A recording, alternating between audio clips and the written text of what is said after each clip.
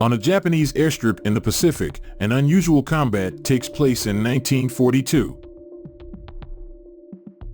3 Japanese models, the Ki-43, Ki-44I, and the new Ki-61 Hien, as well as an imported German Messerschmitt Bf-109E and a captured American Curtiss P-40E, are among the 5 aircraft that are waiting.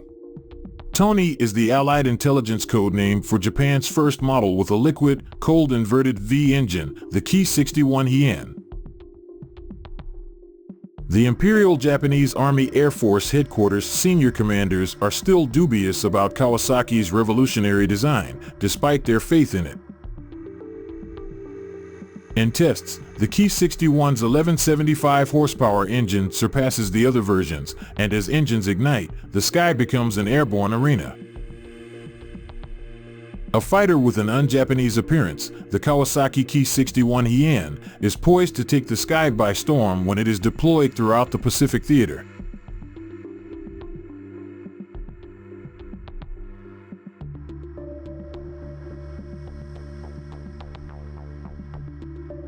Europe concentrated on liquid-cooled inline engines in the 1930s, but the US and Japan concentrated on air-cooled radial engines.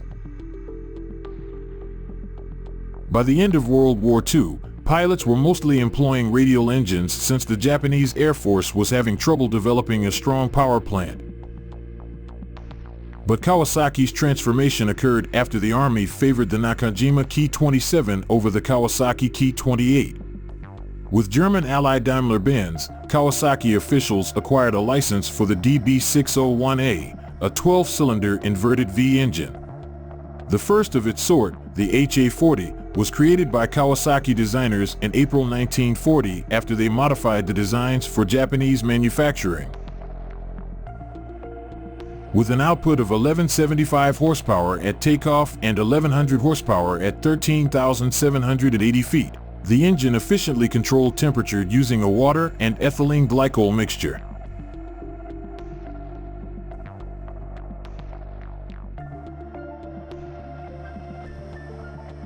With the same HA-40 power plant, Kawasaki suggested the Ki-60 and Ki-61, 2 fighters with a single seat and 1 engine.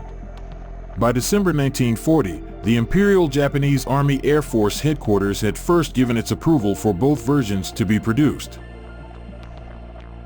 But then attention turned to the Ki-61, which was created by Shin Iwata and Takeo Do with help from German aircraft designer Richard Voigt.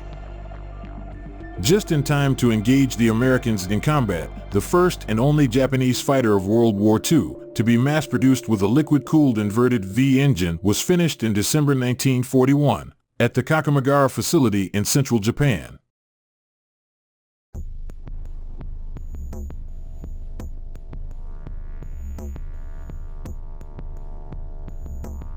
The USS Hornet launched 16 North American B-25 Mitchells into Japanese airspace on April 18, 1942, bringing war to Japan for the first time since Pearl Harbor.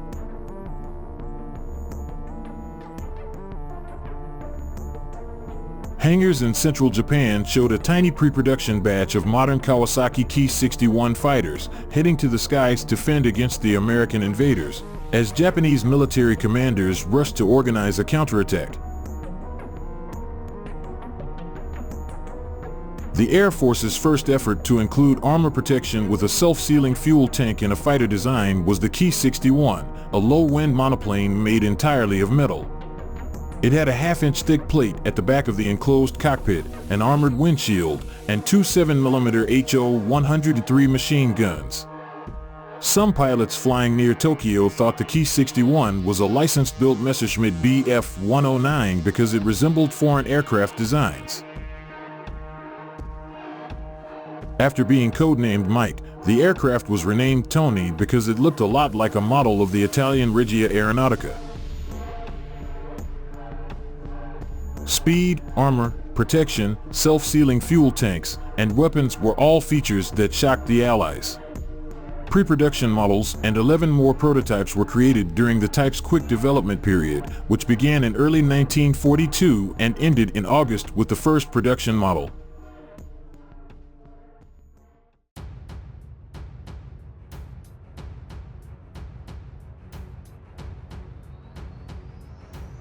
Test pilots commended the Ki-61's characteristics and diving capabilities during testing, while senior Koko Hambo officials favored the more agile Nakajima Ki-43.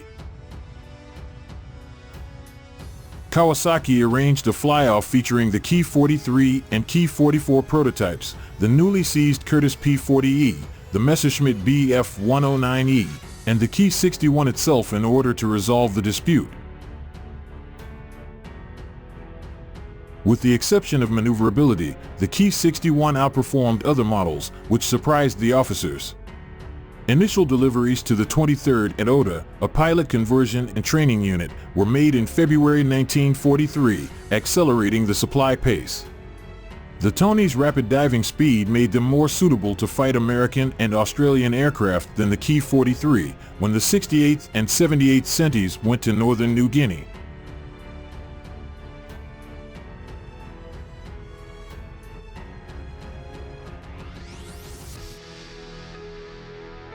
Popular in the Pacific theater, the Ki-61 Tony was challenged by the Curtiss P-40s and Lockheed P-38 Lightnings. Even though it looked amazing, the aircraft's contemporary liquid-cooled inverted V engine was problematic on the ground, particularly in the Pacific theater's intense heat and humidity. When both of the original troops were sent to New Guinea's deep rainforests, this shortcoming was further highlighted. The Imperial Japanese Army Air Force had some initial success in the fight in New Guinea, but as the Allies rallied and strengthened their air force, the tide swiftly turned against the Empire, resulting in increasing losses. For instance, the 78th Sentai had to crawl to the closest service depot for urgent repairs after losing more over half of its 30 Ki-61s on a routine trip between Truk and Rabaul. In spite of these obstacles, more than 3,000 Ki-61s were produced. Two 20mm 805 guns were added to the Tony's wings in late 1943, giving its pilots more firepower.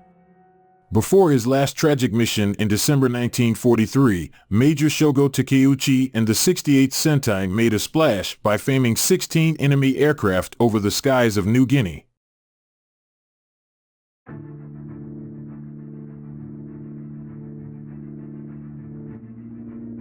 When Japan's strategic position quickly deteriorated in 1944, American Boeing B-29 Super Fortress heavy bombers bombarded Japanese airspace.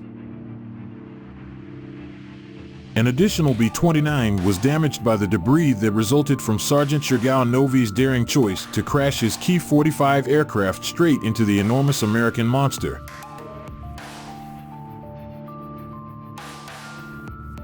The increasingly desperate Japanese high command took notice of this bold move and promptly issued orders for future strikes of similar kind. Retakes were made a formal policy by early November, and special flights were established to test the B-29's high altitude.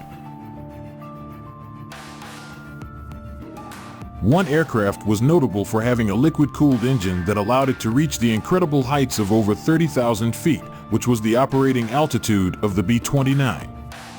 These Hiens were stripped down and traded in their fuselage armaments and defensive systems for altitude in order to enhance performance.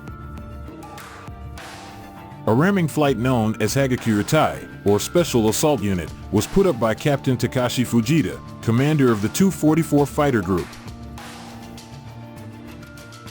It was commanded by First Lieutenant Toru Shinomiya and was made up of volunteers from 3 squadrons.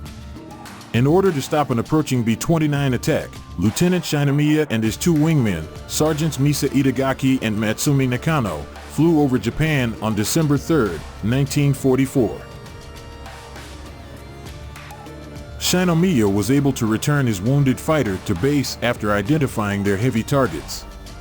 Sergeant Itagaki fought a furious combat battle with another B-29, but the impact damaged his aircraft. Nakano showed the highest level of commitment to his task by performing a flawless ram on a B-29 from the U.S. Army Air Force's 498 Bombardment Group.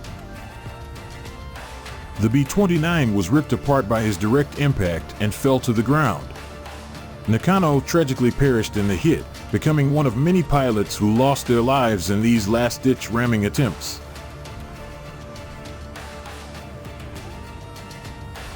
During World War II, the Japanese fighter Ki-61 is a representation of resourcefulness and willpower. The Ki-61's elegant design, creative engineering, and versatility secured its place in aviation history despite its drawbacks and challenging deployment circumstances. Pilots like Sergeant Shirgao Nova and First Lieutenant Toru Shinomiya were the epitome of Ki-61's daring and spirit. Ki-61 provides an engaging perspective for comprehending the strategic and technological difficulties of Pacific theater and now stands as a testament to the bravery and inventiveness of its designers. From its modest origins as an underdog in a crowded field of prototypes to its vital position in Japan's aerial armament, Ki-61 made a lasting impression on aviation history, demonstrating the limits and the genius of human ingenuity during times of conflict.